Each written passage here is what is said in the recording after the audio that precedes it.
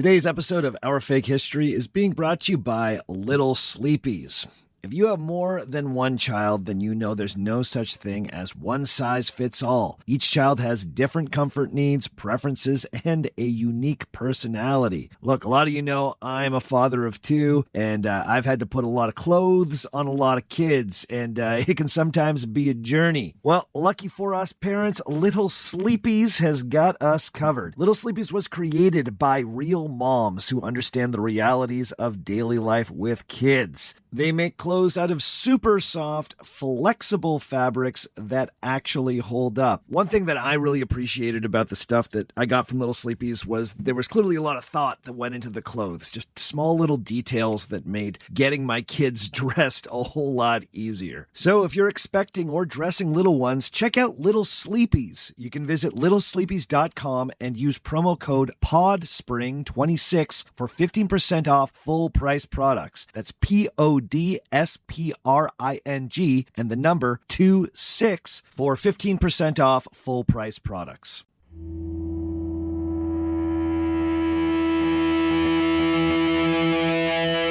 Have you ever heard of the Mandela effect? It's 2026, and if you're listening to this, then that means you've got access to the internet. So it's probably safe to assume that you've come across this concept before.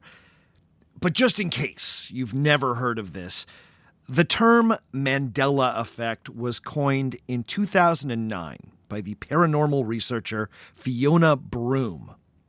Broome claimed that around that time, she became convinced that the world-famous South African freedom fighter and politician Nelson Mandela had died in prison sometime in the 1980s. She claimed that she remembered seeing scenes of civil unrest on television and a speech by Mandela's widow on the occasion of his death. Now, obviously, this did not happen. Nelson Mandela survived his time in prison. South Africa's apartheid regime was finally defeated, and he became the country's first black president. It was arguably one of the most significant geopolitical events of the 1990s.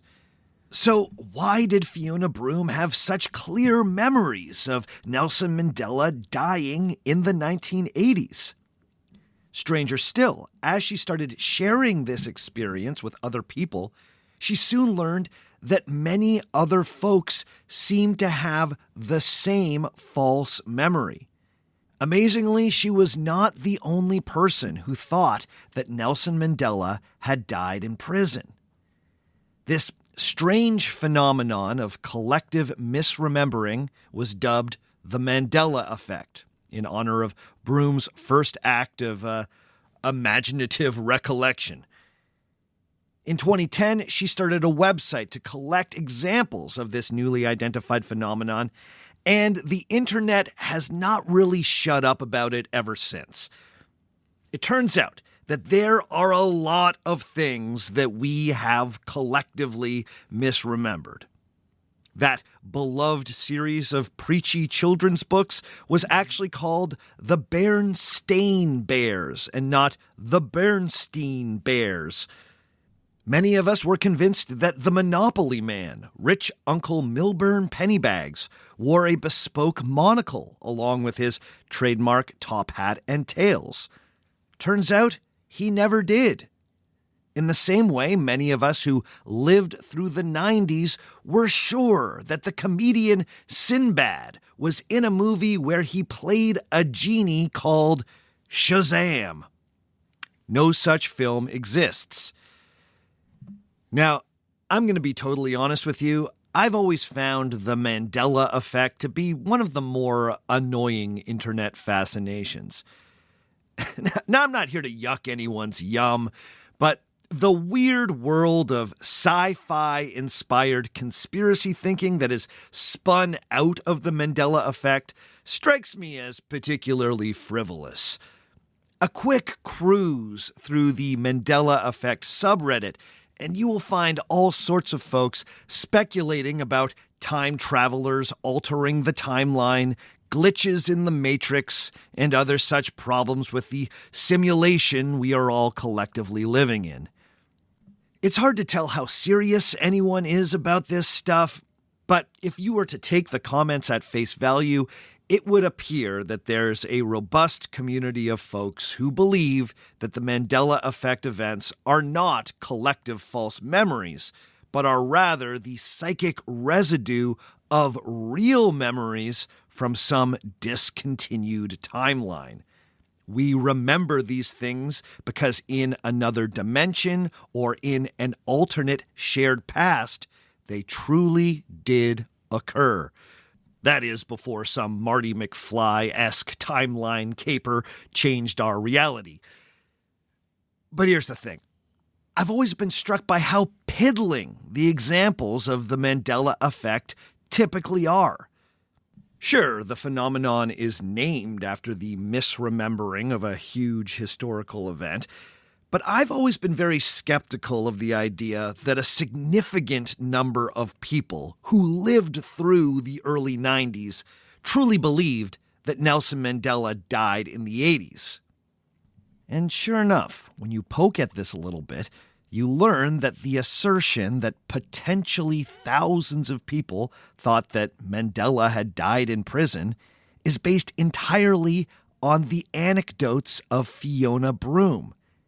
It's never been properly proven that there was a mass misremembering of that event. I can't help but wonder how many of these unnamed informants cited by Broome found that they had developed this false memory only after they heard the author or someone else describe it. Beyond the death of Nelson Mandela, the vast majority of Mandela effect experiences have to do with the specifics of graphic design or mangled iconic movie lines. As such, most examples of the Mandela effect can be very easily explained. Is it possible that so many of us think that the Monopoly Man wears a monocle because we have conflated him with Mr. Peanut? Both are famous top-hatted mascots with a certain aristocratic grace, but Mr. Peanut, he's the guy that wears the monocle. You see, our minds collect a ton of cultural ephemera, and memory experts have demonstrated that our brains have a tendency to fill in the blanks with what should make sense. This is also why a lot of sleight-of-hand magic tricks are so effective. You see, it makes a certain amount of sense that Sinbad, a person who shares a name with a classical Arabic hero, would play a genie in a movie called Shazam, a movie associated both with a well-known superhero and a seemingly magical music identification app. It makes less sense that basketball great Shaquille O'Neal played a rapping genie in a movie called Kazam in 1996. The second film lacks none of the, let's call it cognitive symmetry of the first film. But that Shaq movie is the genuine article. I know because I saw it in the theater. Ooh, and it's just as good as you think it is. Now, it's also worth recognizing that instances of the Mandela effect have been supercharged by social media, AI, and photo editing software. False memories can now be digitally rendered, which makes them seem all the more real. You are just a few search terms away from seeing Genie Sinbad on a very realistic-looking 90s movie poster. These fake images, many of which were made as jokes, reinforce the false memory, and the cycle spins on. One of the most cited examples of the Mandela effect has to do with the beloved 1937 Disney animated classic Snow White and the Seven Dwarfs. What do you remember the evil queen saying to her magic mirror at the start of the film? Mirror, mirror on the wall, who's the fairest one of all? That's right, isn't it? Well, let's check the tape. Magic mirror on the wall, who is the fairest one of all? Ah, the Queen actually says magic mirror on the wall. Who is the fairest of them all? A little weird, I know. The next thing I'm going to tell you, Darth Vader doesn't say, Luke, I am your father. Obi-Wan never told you what happened to your father. He told me enough. He told me you killed him. No, I am your father.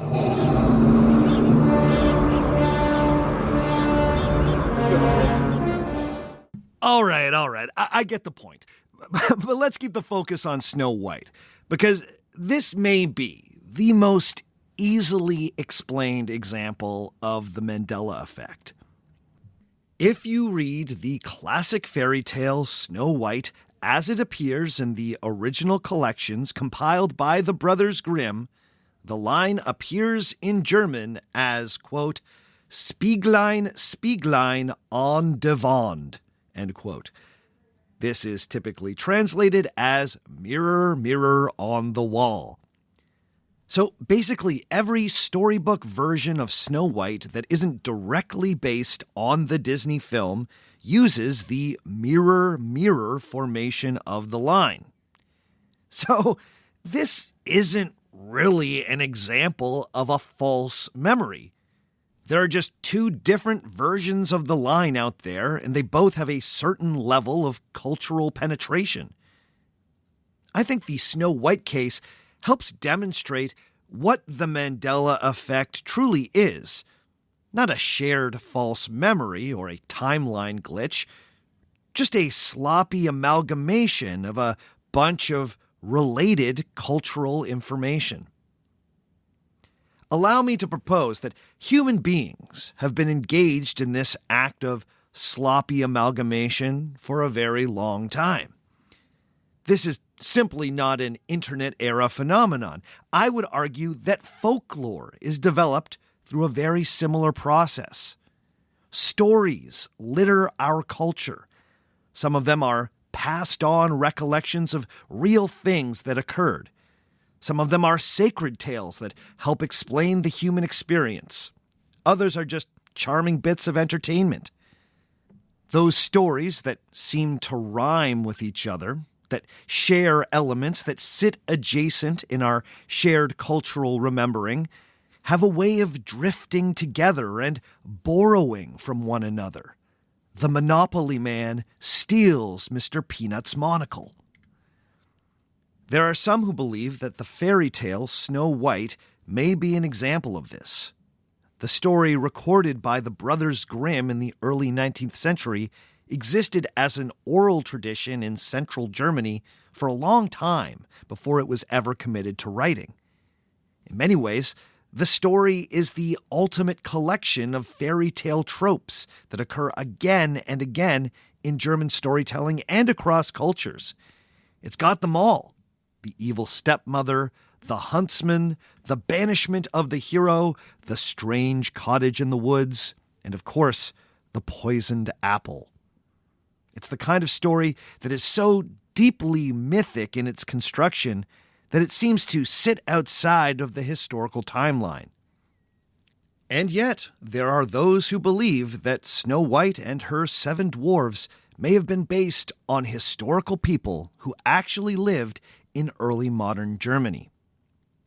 It's been theorized that a real countess from central Germany, a real jealous stepmother, and an alleged poisoning may have inspired the classic fairy tale. It's been proposed that these real events made such a mark on the people of Germany that key elements of the historical memory eventually leaked into the local folklore tradition. Perhaps a beloved story was reimagined, dare I say, misremembered, to better fit with historical facts that seem to rhyme with the timeless tale. Was Snow White a real person, or is this just another example of the Mandela effect, a sloppy amalgamation of two adjacent but distinct cultural inputs. Mirror, mirror on the wall, who's the fakest of them all? Let's find out today on Our Fake History.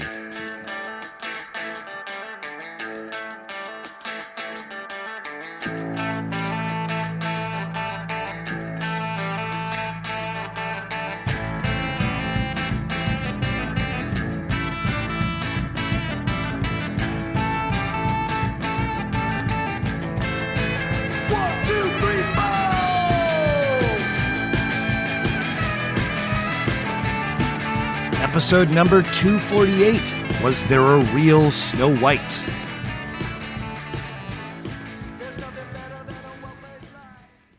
Hello and welcome to Our Fake History. My name is Sebastian Major, and this is the podcast where we explore historical myths and try to determine what's fact, what's fiction, and what is such a good story that it simply must be told. Before we get going this week, this is just another reminder that you can listen to this podcast ad-free through Patreon. People supporting at $5 or more get access to an ad-free feed and all sorts of extras. We're talking exclusive shows on topics like Merlin the Wizard, the Bronze Age collapse, El Dorado, Nikola Tesla, and the upcoming extra on the 7 wonders of the ancient world. Honestly, the reason this podcast has survived and thrived is because listeners care about it. The amazing support of this community has kept me at it for all these years now. So, if this humble history show brings you some joy, then consider becoming a patron. It keeps us sustained, and you get a ton of perks and extras out of the deal. Check it out at patreon.com/ourfakehistory. This week, we are turning our attention back to one of this podcast's perennial interests: the potential that real historical events may have inspired a beloved piece of folklore. As longtime listeners know, on this podcast we are just as interested in history that might be hidden inside of myths as we are myths that have been baked into history.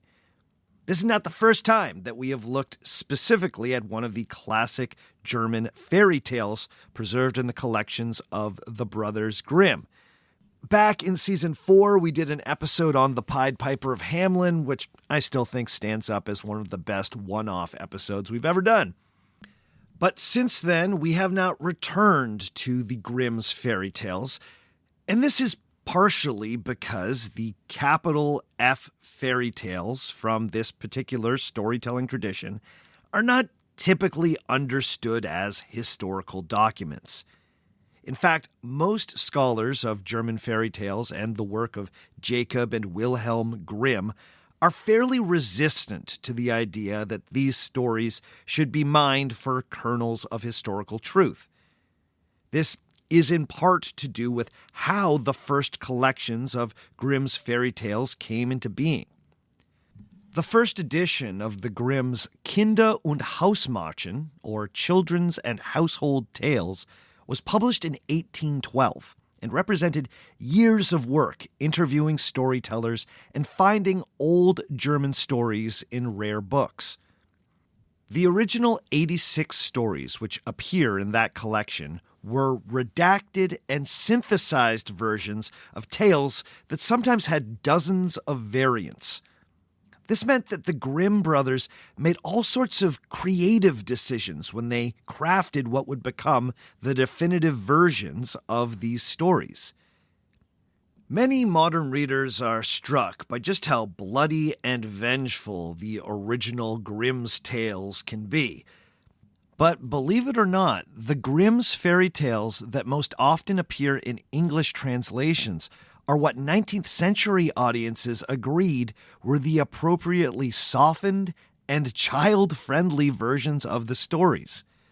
Grimm expert Maria Tatar has pointed out that back in the early 19th century, there were no shortage of critics of the Grimm's first collection of fairy tales. Originally, the German brothers were attempting to create something that would work both as a scholarly collection of German folk traditions and an entertaining book that could be read to children. Some of the critics felt that the book was too dense, violent, and morally ambiguous for kids, while also not being scholarly enough for the true experts in folklore. As such, later editions of the Grimm's fairy tales were revised to make them better for popular audiences and children. Mary Tatar has also guessed that the financially stretched Grimms were eager to put out books that could also make them some money. The result is that by the time you get to the final edition of the Grimm's fairy tales in 1857, the stories have been noticeably altered by the Brothers Grimm. There's a heavier dash of Christian morality, and the lessons that are supposed to be learned from the stories are far less ambiguous. Some stories, like Snow White, had oral versions where the villain was a murderous mother, and other versions where she was a stepmother. In the later editions, almost all the murderous mothers were swapped out for stepmothers, because an evil stepmother was considered less shocking and perverse. Now, don't get me wrong, the evil stepmother trope certainly predated the Grimms, but their editing helped enshrine it as a fairy tale norm. It's this final 1857 edition of the Grimm's fairy tales that went on to be the source for the vast majority of English translations. But it should be noted that this late edition of the Grimm's fairy tales is still filled with murder, cannibalism, and the worst forms of family violence. But, in the 1800s, a little death and destruction in the service of a morality play was considered healthy for a child.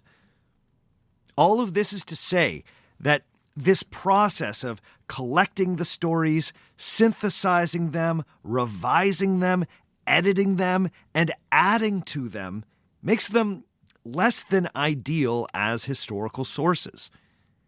But that does not mean that some people have not tried to use them that way. In Germany, there's actually a small cottage industry in what's been called fairytale archaeology. This is the study of historical figures whose biographies roughly align with characters from the Grimm's fairy tales, and then the hunt for artifacts associated with those figures. Amateur fairy tale archaeology has been encouraged by tourism and marketing boards representing various German states, regions, and small towns. Nothing drums up tourism in a rustic German village like a claim that it's the home of the real Sleeping Beauty, Cinderella, or, of course, Snow White. In fact, there are currently 2 different towns in Germany that claim to be the true home of Snow White.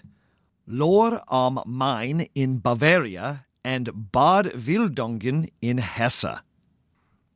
And by the way, German listeners, I'm doing my best to nail these pronunciations, but as always, this is a work in progress for me. I appreciate your patience. Each of these towns has defenders and their own attendant theories that explain exactly which historical resident inspired the tale of Snow White. But there's another wrinkle in all of this. Germany is not only home to many fairy tale archaeologists, it's also home to an amazing array of pranksters who have been pulling off fairy tale flavored historical hoaxes for years. For instance, in 1963, a book came out that presented the research of a German history teacher named George Oseg called The Truth About Hansel and Gretel. The book argued that the Grimm's brother fairy tale had likely been based on a true crime story that had taken place near Nuremberg in the early 1600s. According to the book, Oseg had found 17th century legal documents that detailed the strange death of a famous gingerbread maker named Katharina Schraederin. Apparently, a jealous baker from Nuremberg named Hans Metzler denounced Katharina as a witch after she resisted his romantic advances, which were in fact veiled attempts to steal her gingerbread recipes. This grudge came to a head when Hans and his sister Greta tracked down Katharina in her cottage in the Spessart forest, where they murdered her and then burned her body in her large baking oven. It was argued that professional jealousy between bakers led to a horrible crime which, over the course of centuries, became a story about innocent children killing a witch in a gingerbread house. Hans and Greta became Hansel and Gretel. Now, it was a fascinating theory, and very quickly the truth about Hansel and Gretel started flying off the shelves in Germany. But eventually, the author, a German humorist and caricature artist named Hans Troxler, came forward and admitted that the whole thing had been a hoax. Not only had he invented the story of the murdered gingerbread impresario Katharina Schraederin, he'd even invented the school teacher turned amateur historical sleuth who had made the discovery. There was no such person as George Osseg. The hoax was so good that it honestly fooled many Germans. Troxler had clearly studied enough history that he was able to convincingly fake it. It was very clever, for instance, to set his fake historical account in the early 17th century, at the height of German witch panics. He went through the motions of citing primary sources and old German legal proceedings. Now, if any of those sources had actually existed, it would have been an impressive piece of historical writing. Fairy tale expert Vanessa Jewson has tipped her hat to Troxler's hoax, calling it a, quote, fictive non-fictional text, which carries the features of a non-fictional text, but consciously misleads the reader by disregarding relevant information or providing false facts, end quote. I love that.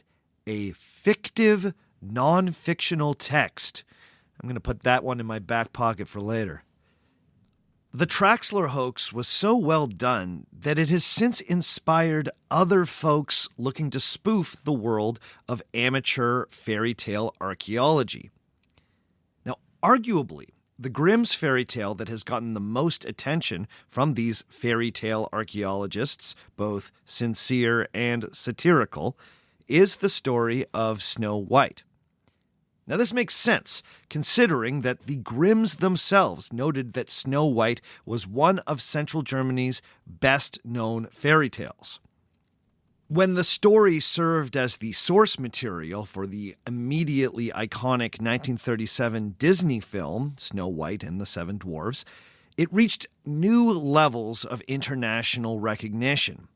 Snow White transcended her central German roots and re-entered the culture as a thoroughly modern fairy tale, giving birth to the concept of the Disney princess and cementing the viability of feature-length animated films in the process.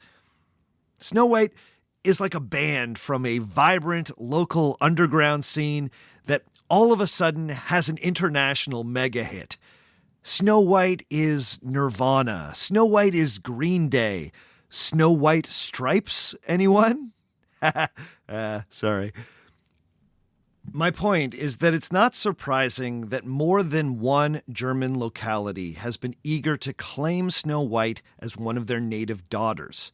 The tourism ads virtually write themselves.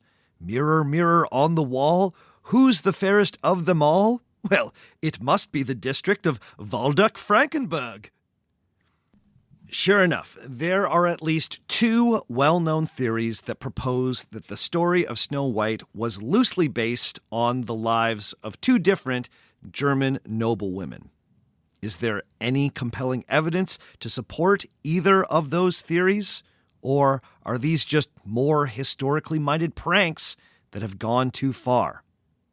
Well, let's take a quick break, and when we come back, we will break them down.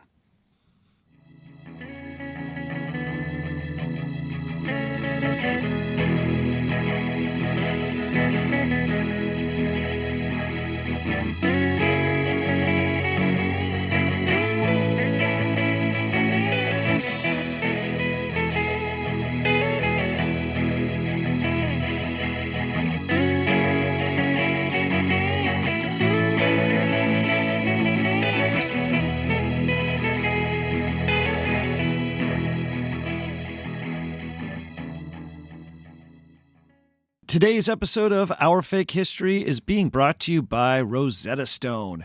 There's something about spring that feels like a reset. Longer days, fresh energy, and the motivation to try something new. Learning a language is the perfect way to channel that momentum into a skill that opens up the world.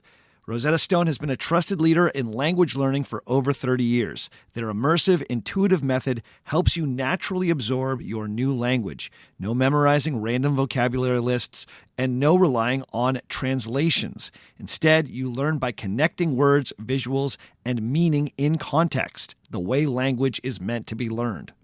As many of you know, I'm going to be heading to Greece this September with a number of Our Fake History listeners, and I've been using Rosetta Stone to improve my Greek. Specifically, I've been using the true accent function to lock down those tricky Greek pronunciations. Ready to start learning a new language this spring? Visit rosettastone.com/history today to explore Rosetta Stone and choose the language that's right for you. Go to rosettastone.com/history now and begin your language learning journey.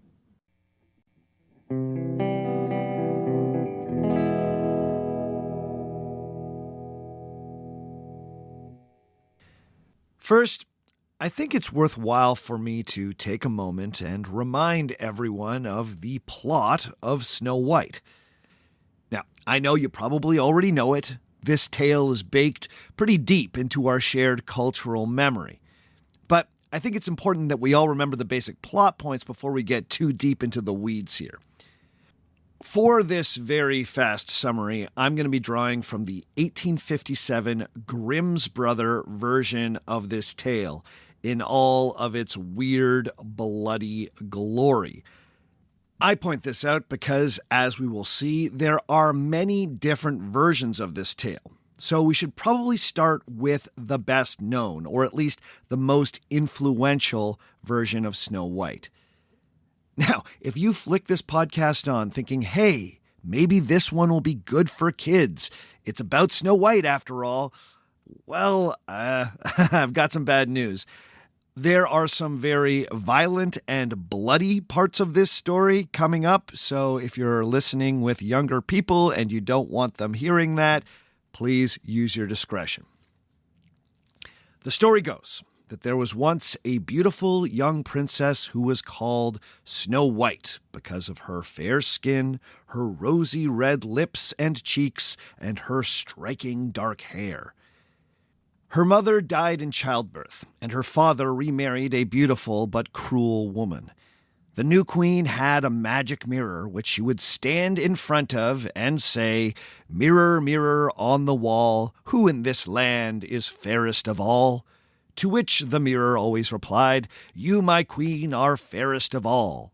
Until one fateful day, when the magic mirror shocked the queen by saying, "You, my queen, are fair, it's true, but Snow White is 1,000 times fairer than you."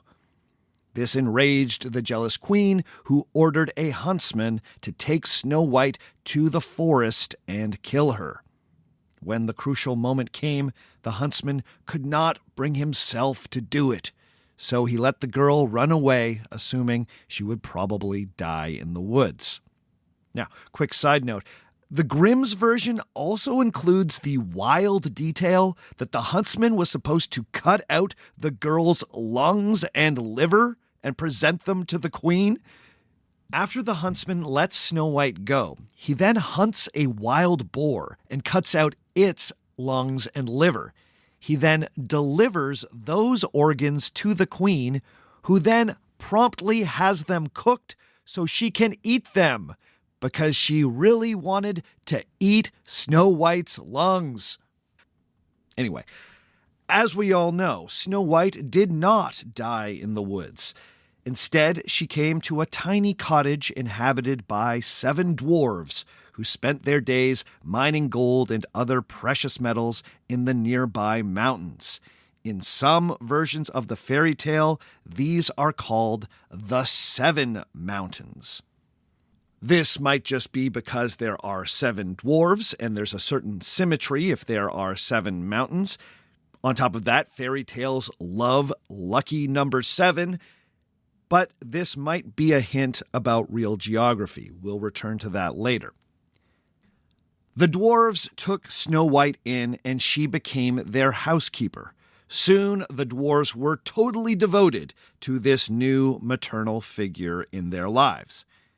Meanwhile, the queen went back to her mirror and asked if she was now the fairest of them all.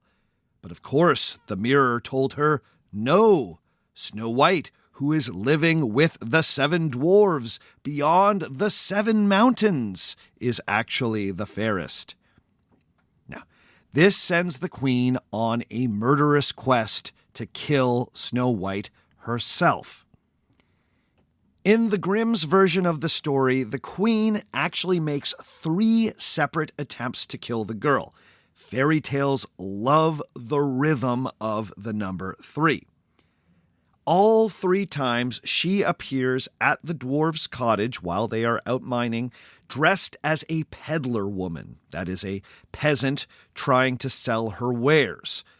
First, she tries to suffocate Snow White with a lace bodice that she ties too tight. Then she tries to poison the girl with a poisoned comb that she sticks in her hair. Then, on the 3rd attempt, finally, she offers Snow White a poisoned apple, which is cleverly only poisoned on one side. This way, the queen can take a bite to demonstrate that the apple is safe before setting up Snow White to eat the poison side.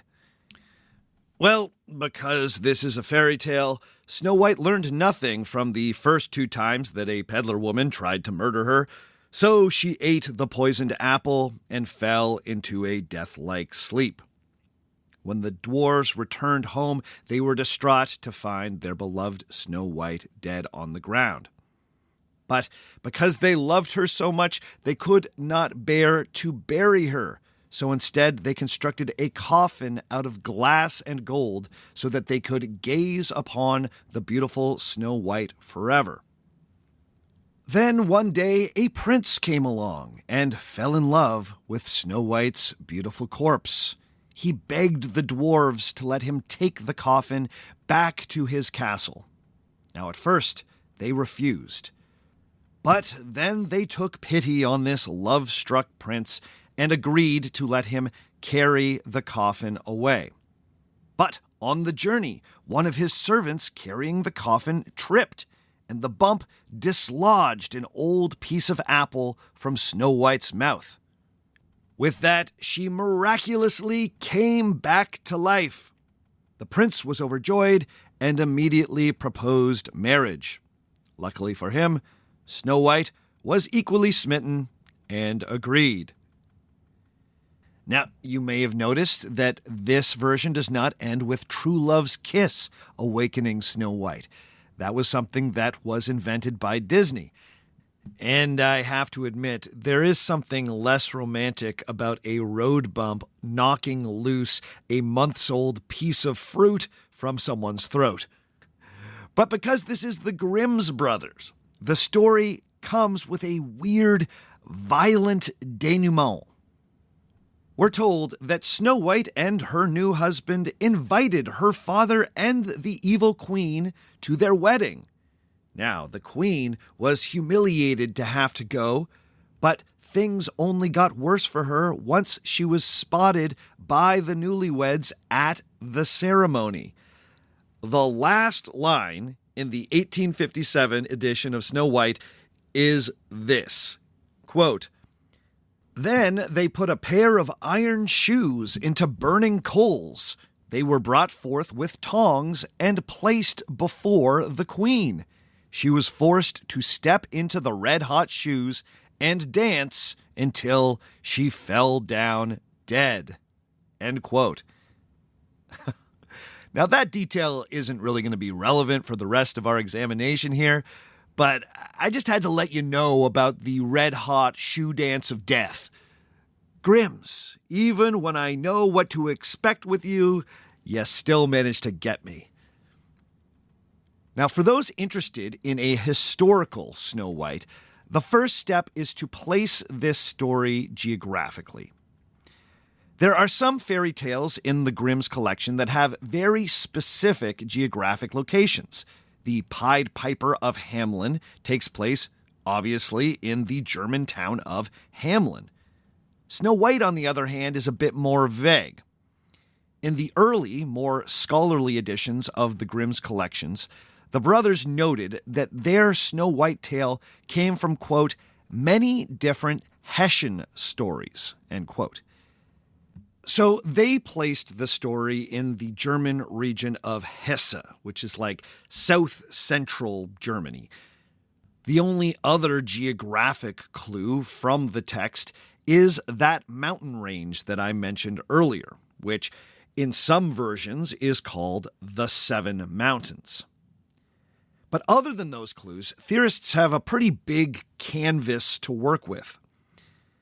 Now, one of the first dedicated amateurs to take on the question of who was the real Snow White was a pharmacist from the northern Bavarian town of Lohr am Main named Karl-Heinz Bartels.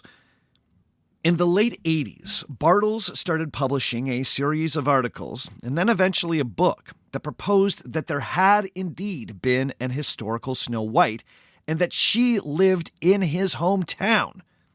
Bartels' candidate for this historical Snow White was Maria Sophia von Erthel, a local Lohr am Main baroness born in 1725. According to Bartels, there were a number of things that made Maria Sophia compelling. First, there was some suggestive local geography. While Lohr is not technically in Hesse, it is right next door in a part of northern Bavaria that borders Hesse. Lohr is also relatively close to a historical mining town called Bieber. Now, these two places aren't exactly separated by a mountain range, but the mines in Bieber were located near a range of hills. If someone was to travel from Lohr to Bieber, they would have to cross 7 hills, or so says Bartels. Perhaps these 7 hills are the 7 mountains, which separate the minor dwarves from the queen back in her castle. Lohr is also relatively close to the previously mentioned Spessart Forest, which, like most wooded areas in centuries past, was regarded as a dangerous place, the haunt of wolves and brigands. The Spessart region is also a place where poisonous nightshade is known to grow in the wild. Perhaps this inspired the story of the murder by poison. Lohr am Main is also well known for having a centuries-old glassworks, perhaps reflected in the fairy tale's glass coffin. Even more compelling is the fact that Lohr was historically famous for manufacturing particularly high-quality mirrors. Mirrors that were well made might be said to always tell the truth. And sure enough, in the old baronial castle that still stands in Lohr, you can see a large ornate mirror that likely dates to the early 1700s. This looking glass is sometimes called the talking mirror. Now, I have read that this mirror may have been constructed in a way that creates a bit of an acoustic trick. Apparently, when you speak into the mirror, a clear echo reverberates back. But I don't really trust any of the sources where I read that. So all we can say for sure is that there is a very fancy mirror from the 18th century in the Lohr Castle, which now operates as the Spessart Museum. Then we have the lady Maria Sophia von Erthel herself. Now, why is she a good match for Snow White? Well, first, she kind of looks the part. One of the best surviving portraits we have of Maria Sophia shows her beautifully posed with distinctive dark hair and blushing cheeks. That particular portrait looks like it could have inspired the Disney princess. More significantly, we know that Lady Maria Sophia lost her mother when she was young and may have had a domineering stepmother. Now, we know that Sophia Maria's father, the Baron Philip Christoph von Erthel, remarried in the year 1743, when Sophia would have been 18 years old. Now, the truth is that we don't know much about this new Baroness, other than what was uncovered by Werner Lobel, the one-time director of the Spessart Museum. Lobel discovered a letter from the Baroness where she spoke about opening her husband's mail and attending to important decisions while the Baron was abroad or unavailable. This has been interpreted by Lobel, a bit wishfully, I would say, to suggest that the Baroness was some sort of control freak. So, if you follow this line of thinking, in Lohr am Main, in the early 1700s, you have a beautiful raven-haired young noblewoman, a new, strong-willed stepmother, a tradition of building ornate mirrors, a spooky forest filled with poisonous plants, and a nearby mining village located over what could be understood as 7 hills. If this theory is striking you as a little threadbare, that's because it is. The comely portrait of Sophia Maria von Erthel and the ornate mirror in the Spessart Museum are doing a lot of heavy lifting for this particular proposal. I'll have pictures of both of those things on the website if you want to check them out, ourfakehistory.com. But here's the thing about Bartle's theory. It's a joke. Or at least it started that way. Yes, this is just another prank on the world of fairy tale archaeology. Although it's become a prank that some people have started to take quite seriously. The pharmacist Karl-Heinz Bartels started his work on the Lohr am Main Snow White after reading the brilliant Hansel and Gretel hoax of Hans Troxler. Bartels recognized that the very geography of central Germany did quite a lot to sell Troxler's hoax. Knowing that his hometown of Lohr am Main had a tradition of mirror making and a glassworks, he felt confident that he could find some local historical figure who could reasonably be bluffed as the inspiration for Snow White. To this end, the pharmacist set up what he called a study group, which met regularly in a beer hall to flesh out this historical theory. This group of drinking buddies, study group, included Werner Lobel and other folks connected to the local government and the Spessart Museum. It was agreed that promoting Lohr am Main as the home of the real Snow White would be great for tourism and would especially help draw people to the local museum in the old baronial mansion. If the museum could be reimagined as Snow White's castle, oh man, that would really help bring people through the doors. Bartels was also inspired by Hans Troxler's excellent faux scholarship. And so he decided to coin his own style of pseudo-academic critique that he dubbed fabulology. Fabulology has been described as, quote, a method of critically approaching fairy tale texts based on the assumption that artifacts, locations, and characters must be interpreted as real rather than symbolical, end quote. Now, that description, I think, grants this approach quite a lot of dignity, but perhaps that is Bartels' genius. Sometimes all you need to do is give something a name, and the legitimacy flows from there.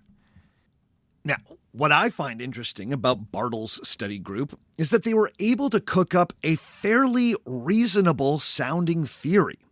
They were able to show that there are indeed a number of interesting parallels between the life of Baroness Sophia Maria von Erthel and the story of Snow White. What they were not able to do was demonstrate that these parallels were anything more than a handful of loose coincidences. We might even call this patternicity. That's the ability to find meaningful patterns in what might just be meaningless noise. But if the goal is to drum up business at a local museum, well then, a little patternicity is sometimes all you need. No one in Lore am Mine claims that Sophia Maria is definitively the real Snow White, only that there are interesting parallels. And what I find very fascinating in this case is the entire town's commitment to the bit. It doesn't take much reading to discover that Bartels' theory started as a joke. But interestingly, Bartels and many others in lore eventually started taking their historical Snow White kinda seriously. In 2002, Dr. Bartels told the Irish Independent newspaper, quote, "We are satisfied that what the Grimm brothers wrote about was really a documentary of sorts about our region. This all began as a bit of a joke at a local pub 17 years ago, but a lot of energy and research has gone into it since." End quote. Was Karl-Heinz Bartels actually convinced by his own fabulology? The Spessart Museum still seems to be giving this theory the veneer of respectability. In 2019, Sophia Maria's gravestone was discovered, which predictably made the rounds in the news as Snow White's grave discovered. These types of headlines were justified by the fact that the director of the Spessart Museum, now a fellow named Hogler Kempkins, was out there giving interviews saying in all seriousness that Sophia Maria's life, quote, became the nucleus of Snow White, end quote. Kempkins told the BBC, quote, "There are indications, though we cannot prove it for sure, that Sophia was the model for Snow White. Today, when you make a film about a historic person, there's also fiction in it. So in this case, I think there is a historic basis, but there are also fictional elements," end quote. Now, you may have noticed that Kempkins very carefully covered his butt while talking to the BBC, while continuing to feed the fire of this joke historical theory. Now, obviously the biggest problem with Bartels and Company's Snow White of lore theory is that while they demonstrate some loose parallels between the fairy tale and the life of a local baroness, they don't show how that life made its way into the folkloric tradition. It's also clear that many of the elements of the story that Bartels insists are distinctively Lore am Mine, like the glass coffin and the magic mirror, can be found in other legends and proto-Snow White tales that predate the life of Sophia Maria by centuries. Also, I would argue that Sophia Maria's life doesn't really align all that closely with the fairy tale of Snow White. She was never banished, she was not murdered by poison, The mining town of Bieber might have been close by, but there's no evidence that she had any meaningful contact with it. She was just a dark-haired noblewoman with a stepmother from roughly the right part of Germany. Honestly, I'm impressed that Bartels and his crew of conspirators were able to make so much out of so little. But not every fairy tale archaeologist is a prankster. There is another well-known theory out there about the historical Snow White, and this one may be a bit more sincere. So, let's take a quick break, and when we come back, we'll get into that one.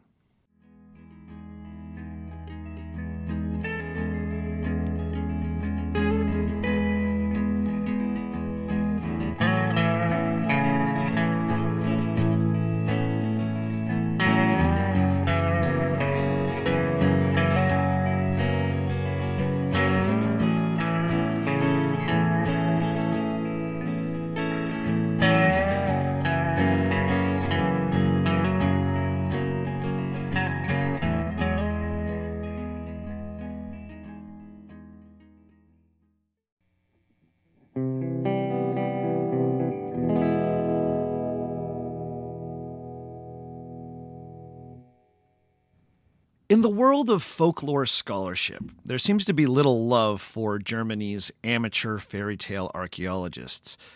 The fact that so many of the most prominent fairy tale theorists have either been pranksters satirizing the study of folklore, or mercenary fabulologists conspiring with local museums and chambers of commerce, has led many academics to completely write off any attempts to connect Grimm's fairy tales to real German history. However, not every amateur historian with a passion for Snow White is a charlatan or a satirist. Around the time that Dr. Karl-Heinz Bartels and his barroom study group were inventing the Snow White of Lohr am Main, a local historian in nearby Hesse was putting together his own theory. This was Eckhard Sonder, a German researcher with some actual bona fides as a historian and an expert in the region's castles. In 1994, Sonder published the book Snow White, Fairy Tale or True Story, where he made the case that the Grimm's Snow White shared a number of intriguing parallels with a 16th century Hessian countess who died mysteriously, likely of poison, in 1554. When this book was released, it was met with some understandable skepticism from the wider academic community. Was this just another Grimm-flavored German prank?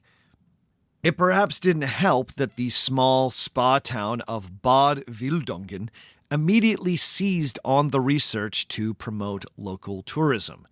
A nearby historical mining town was redubbed Schneewittchendorf, or Snow White Village. And again, apologies for my German pronunciation.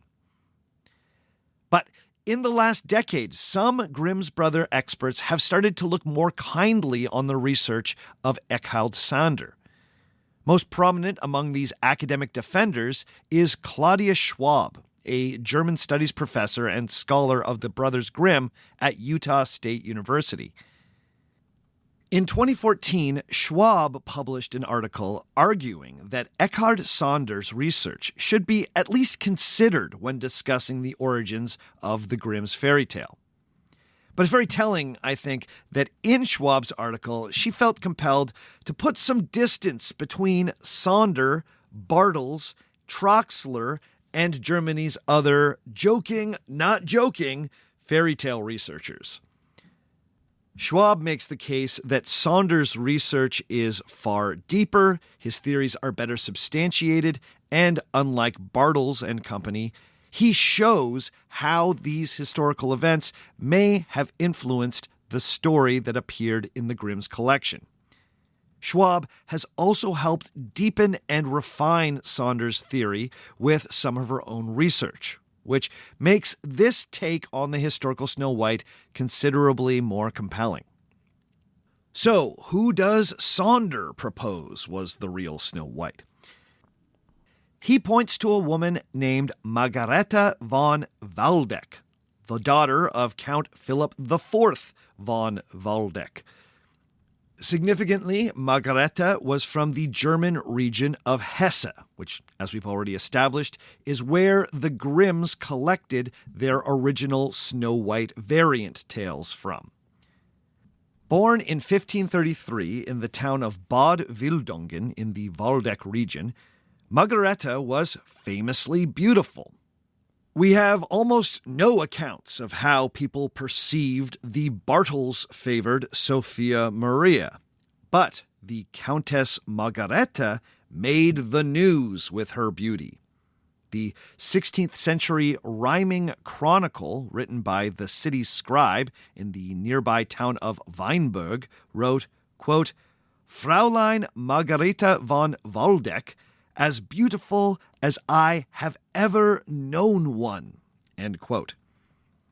Similarly, a privy councillor of Waldeck commented in his chronicle, quote, Margaretha, born 1533, was of excessive beauty, end quote. Now, interestingly, one of the things that potentially hurts Margaretha as the historical Snow White is that she was blonde. Snow White has been often depicted as having dark black hair. The 1857 edition of the Grimm's fairy tale goes out of its way to note that Snow White's hair was as black as ebony. However, Claudia Schwab has pointed out that Snow White's black hair is something that only emerged in the later versions of the story. In a very early version of Snow White from 1810, found in the Grimm text known as the Eulenberger manuscript, the scene where the evil queen tries to kill Snow White with the poisoned comb is translated as, quote, the old woman entered and began to comb her yellow hair and left the comb there until she sank down as if dead, end quote. So, in some early versions of the story, Snow White was blonde, just like Margaretha von Waldeck. Next, Margaretha lost her mother when she was only 4 years old. By the time she was 6, her father had remarried, and Margaretha had a stepmother. Now, it's very unclear just how contentious this relationship was, but we know that at a very young age, Margaretha was sent to live away from her father and his new wife and was cared for in the household of her maternal uncle. Then, in 1849, when Margaretha was 16 years old, she was sent by her father to Brussels to become a court lady in the service of Queen Maria von Ungarn. Queen Maria was the Habsburg ruler of the Low Countries at that time. So, this was a good political move on the part of her father, which could help him, a middling German count, get a bit more clout in the Habsburg-dominated Holy Roman Empire. Now, interestingly, between the town of Bad Wildungen and Brussels, there's a small mountain range called the Siebengebirge. This translates as the range of 7 mountains. So, unlike the lore theory where 7 otherwise unremarkable hills are upgraded to the 7 mountains, here we actually have a real geographic feature called the 7 Mountains. Like Snow White, the beautiful young Margaretha traveled over these 7 mountains to live in Brussels. While at court in Brussels, we know that Margaretha caught the eye of more than one high-profile suitor, including Lamoral, Count of Egmont, but most significantly, Crown Prince Philip II of Spain. This is the guy who would go on to be King Philip II of Spain, who you may know from such world historical events as the Spanish Armada and having the Philippines named after him. Now, there are a few sources that suggest that Philip and Margareta had some sort of relationship in Brussels. The extent of that relationship is deeply unclear. It's been guessed that Philip fell in love with the famously beautiful and charming Margareta and may have even wanted to marry her. This would have been a problem because Margareta was a German Lutheran, and Philip was about as Roman Catholic as they came. Further, Philip was on the precipice of being betrothed to Queen Mary of England. That marriage alliance would not only bring together two of Europe's most important kingdoms, it would also bring England back into the Roman Catholic fold after the rupture of Henry VIII's Anglican Reformation. The marriage of Philip and Mary was serious geopolitical business, so it was not ideal if the crown prince found himself pining for a Lutheran beauty. But this problem conveniently went away when, in 1554, Margareta died after a prolonged sickness. It was widely rumored that she had been poisoned. The alleged poisoning of Margareta von Waldeck is not just a theory cooked up by Eckhard Sander. Primary sources, such as letters and Margareta's will, describe a slow wasting away consistent with arsenic poisoning. Histories written as early as the mid-1600s spoke about the open secret that Margareta had been rubbed out by Habsburg agents looking to preserve Philip's politically strategic engagement. A translation of a historical recounting of Margareta's untimely death, written around a century after the fact, reads, quote, "It was speculated that poison was given to her because she was in love with the infant of Spain, Don Philip, subsequently king, and that he may have thought of marrying her. At least he sent a letter and 15 gifts along with his portrait to her relatives after her death." End quote.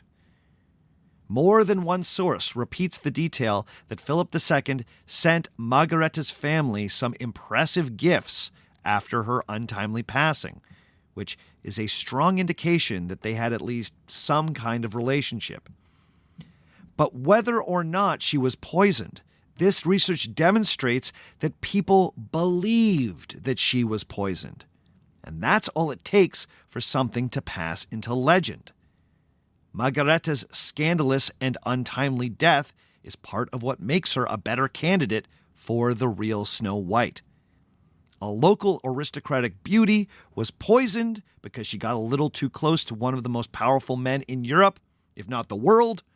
Well, that's the kind of thing that people would talk about. Then we have the dwarves. And honestly, I find this part of the theory to be a bit more of a stretch, but let's hear them out. You see, there is a connection between the von Waldeck family and tiny miners.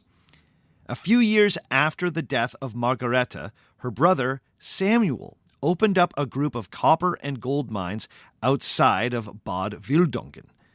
As Claudia Schwab explains, quote, "Only people of small growth were suitable candidates for this kind of hard labor, since the narrow tunnels were only about 30 inches in height.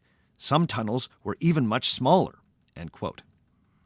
As such, these mines made extensive use of child labor. In Germany at the time, it was common for boys as young as 10 to start working in the mines as apprentices. Many miners were between the ages of 13 and 14 years old. Further, in the 16th century, these child miners were all given some very distinctive protective headgear. These were leather hoods called Google, which had long trailing points. Further, Sonder and Schwab have explained that it's well known that the hard labor of the mines tended to stunt the growth of these pubescent miners.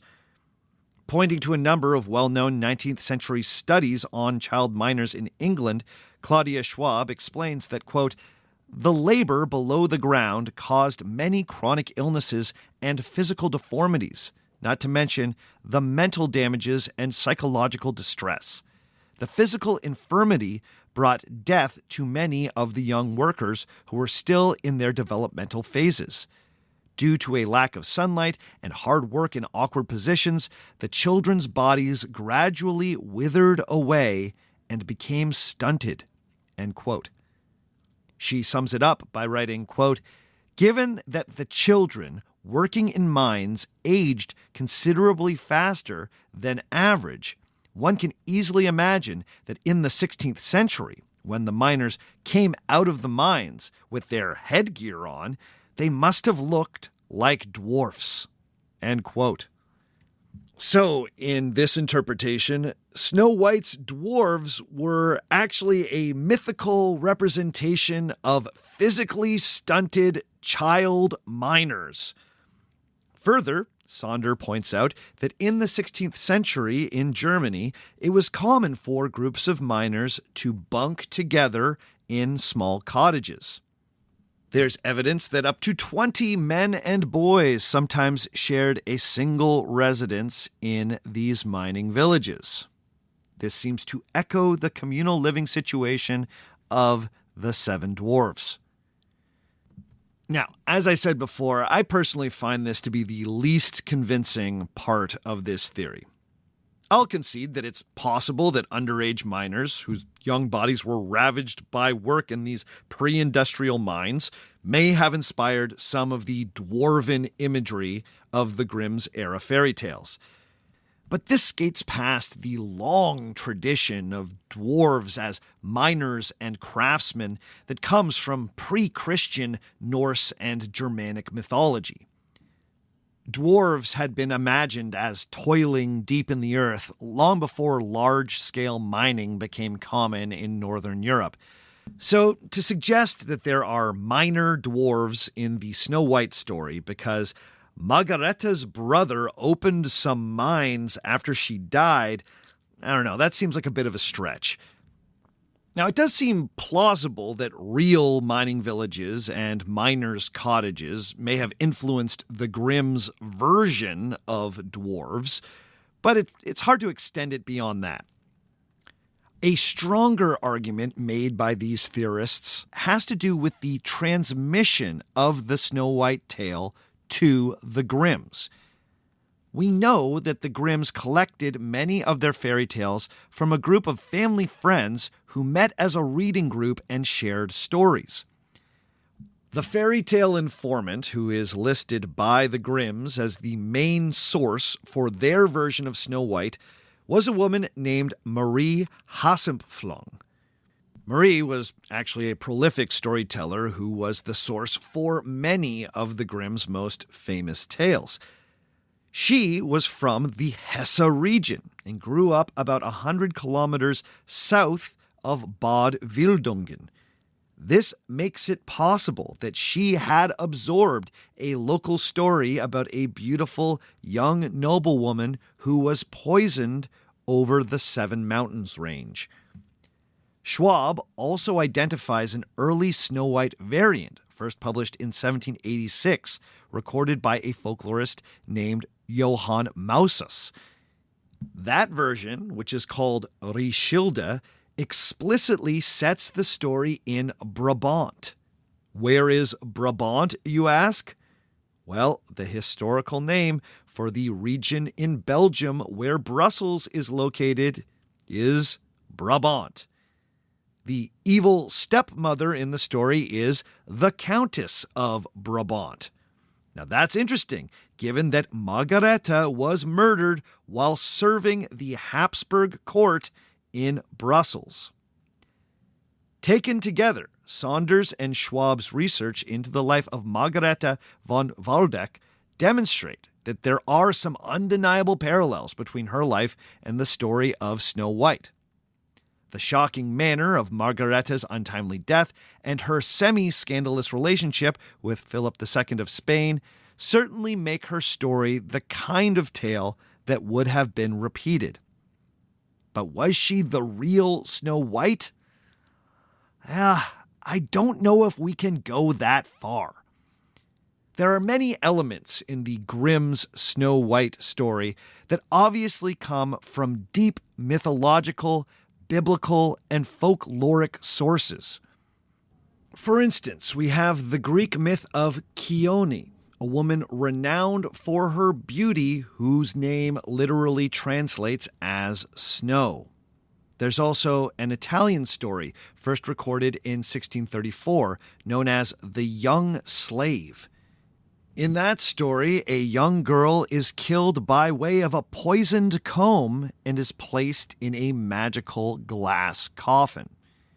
The existence of this Italian story hurts the idea that the tale of poisoning was drawn from a real historical murder. This was clearly a trope in European storytelling. Then, of course, there are all the biblical allusions. The poisoned apple offered to an innocent by a deceptive agent of evil is an obvious nod to the book of Genesis. Many elements of the Snow White tale clearly predate the life of the Countess Margareta, or come from storytelling traditions unconnected to central Germany. But in her article, Claudia Schwab reminds us of some wise words once spoken by the great J.R.R. Tolkien. In his much-cited lecture on fairy stories, the Lord of the Rings author reminded his audience, quote, "Speaking of the history of stories, and especially fairy stories, we may say that the pot of soup, the cauldron of story, has always been boiling, and to it have continually been added new bits, dainty and undainty." End quote. You gotta love it. I don't bring Tolkien up enough on this show. And he's right, of course. I love the idea that all mythology and folk traditions are a pot of soup, a cauldron of story.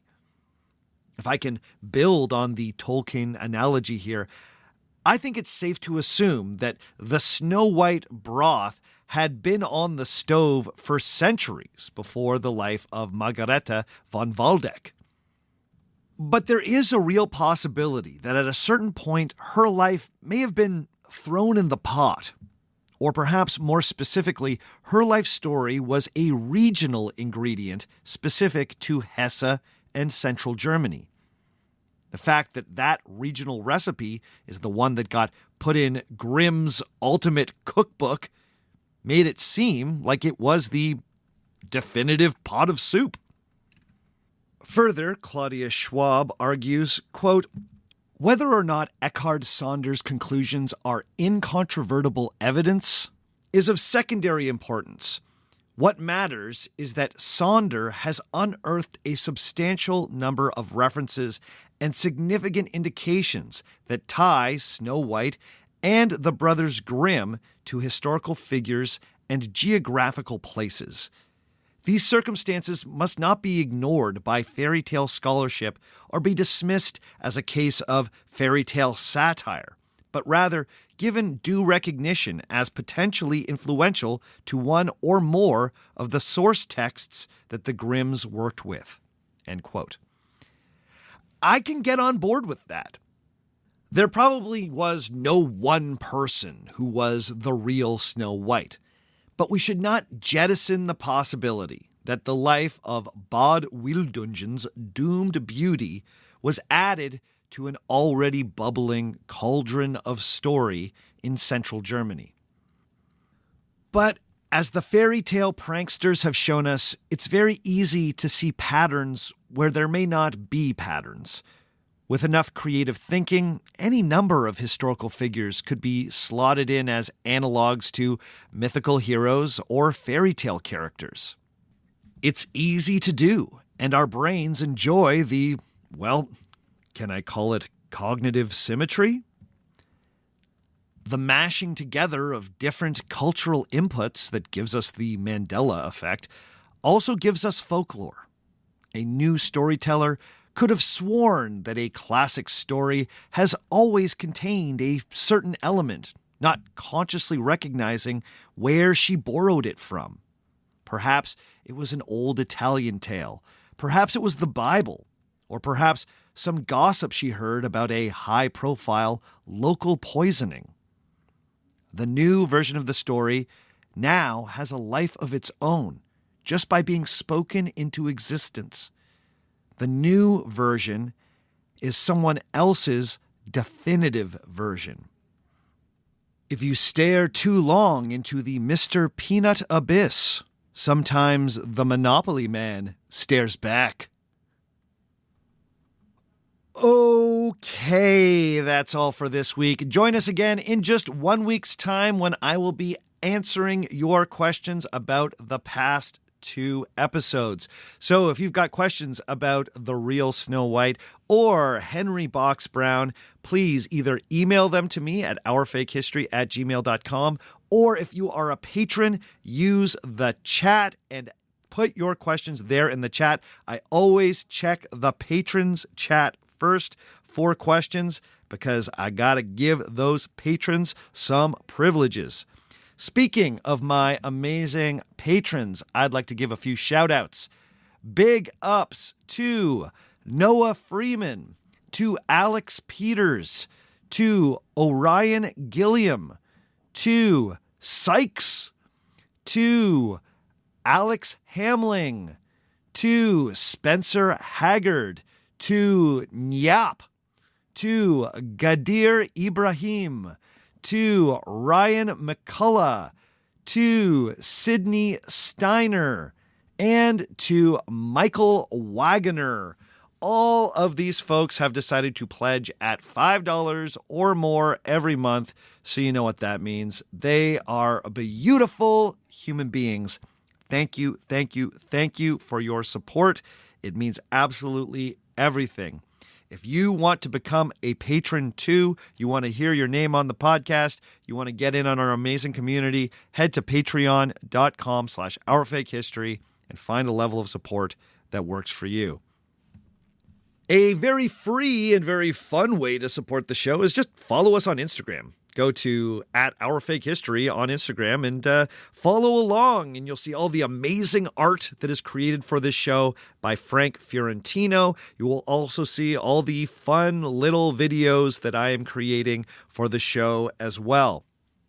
But I am out there on all the socials. I'm on Facebook, facebook.com/OurFakeHistory. I'm on Blue Sky @OurFakeHistory. I'm on TikTok @OurFakeHistory. I'm putting stuff on YouTube @OurFakeHistory. I'm everywhere. So if you're doing social media, look for me. Say hello. I love talking to people who listen to the show. You can also send me an email if you've ever got any questions at ourfakehistory@gmail.com. As always, the theme music for this show comes to us from Dirty Church. Check out more from Dirty Church at dirtychurch.bandcamp.com. All the other music you heard on the show today was written and recorded by me. My name is Sebastian Major, and remember, just because it didn't happen doesn't mean it isn't real.